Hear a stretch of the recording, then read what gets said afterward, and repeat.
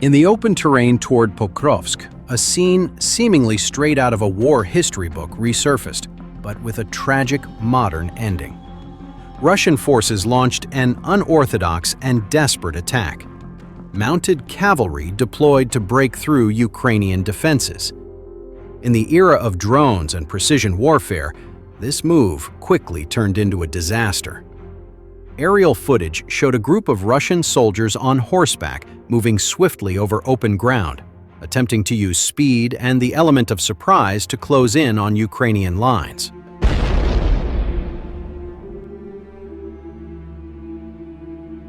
From the skies, drone operators from Ukraine's 92nd Separate Assault Brigade had locked on to the enemy's movements from the outset. High-resolution sensors and cameras captured every maneuver of the approaching Russian cavalry. Without needing direct contact, the attack drones maneuvered into position, and the first blast struck the path of movement, breaking the cavalry formation. Panic spread. Horses neighed, riders lost control, and the advance descended into chaos, and Russia's attempt to break through the Ukrainian defenses failed miserably.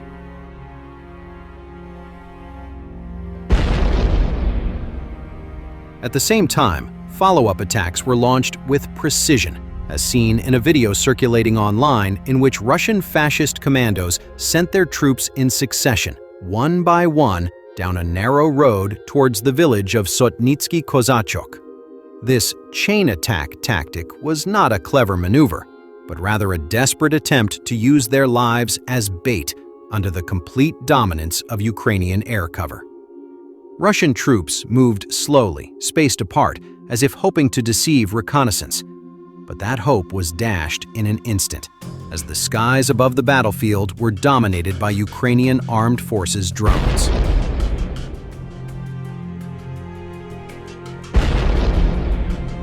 UAV operators from the 47th Mechanized Brigade and the 22nd Brigade coldly and precisely monitored the enemy's every move. From their heights, every movement was clearly visible. There was nowhere to hide, no opening to escape.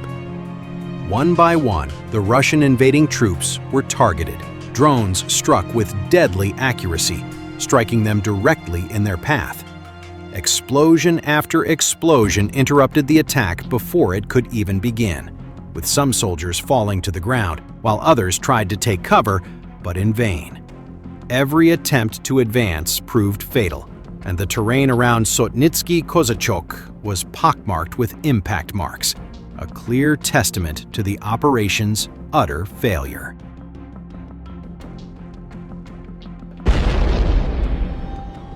This footage once again underscored the harsh reality on the front lines. Any uncoordinated Russian attack would be destroyed from the air. For the 92nd Separate Assault Brigade, the 47th Mechanized Brigade, and the 22nd Brigade, this success reaffirmed the effectiveness of UAV coordination. Ukraine's drone dominance, combined with combat experience and inter-unit coordination, meant that each wave of enemy attacks only added to the losses. Pokrovsk and Kharkiv held their ground, while the successive assault forces ended up as nameless shadows under the relentlessly watched sky.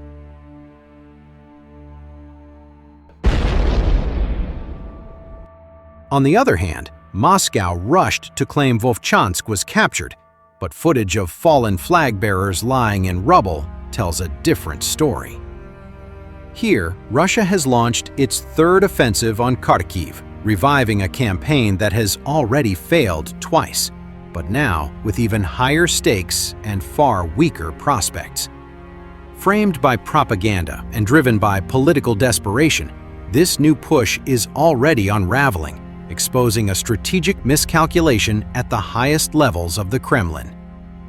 Recently, Russia rushed to claim victory, announcing that Vovchansk was captured, but the reality on the ground tells a very different story.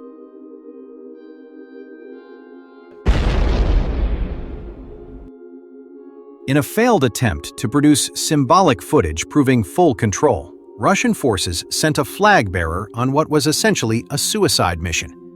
The soldier attempted to plant the Russian flag beside a ruined house, only to be eliminated instantly by precise Ukrainian fire. Desperate to fabricate the image, commanders sent a second flag bearer moments later, but he suffered the same fate. Detected by Ukrainian observers, tracked by drones, and neutralized before he could stage the symbolic gesture.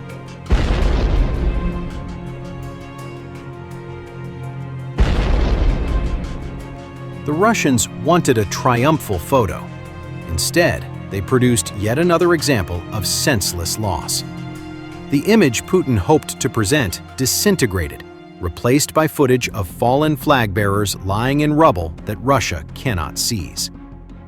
Despite failing to take pictures in Vovchansk, Russian commanders still decided to report to Putin that Vovchansk had been taken, and Putin immediately amplified the claim. The timing was politically calculated, with Moscow aiming to enter the next round of US-Russia negotiations, pretending to hold a major victory in northeastern Ukraine. The attempt to raise a flag thus became not just a battlefield stunt, but a diplomatic weapon.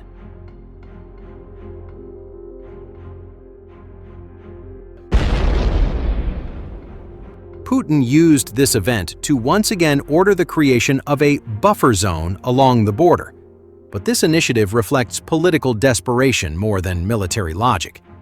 With it, the latest Russian push toward Vovchansk is effectively a third attempt at launching a Kharkiv offensive, and it has already exposed itself as a strategic blunder, based on the lie with the failed flag-planting operations. By reintroducing the buffer zone idea, Russia also seeks a more calculated objective to force Ukraine to disperse its reserves.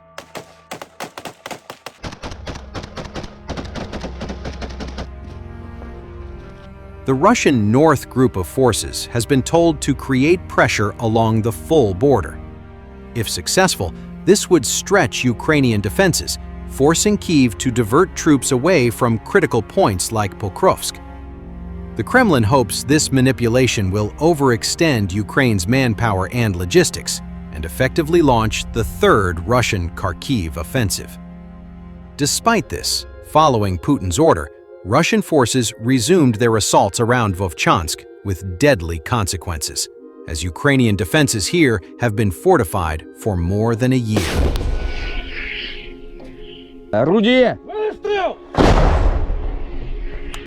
The approaches are densely mined, covered by thermal drones, FPV teams, and infantry ambushes.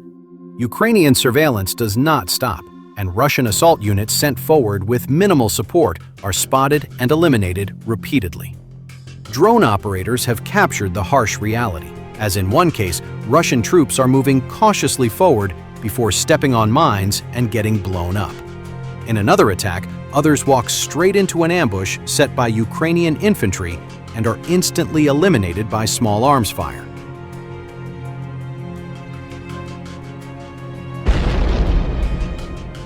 At the same time, Russian troops that manage to break through further end up being chased down by FPV drones in the ruins.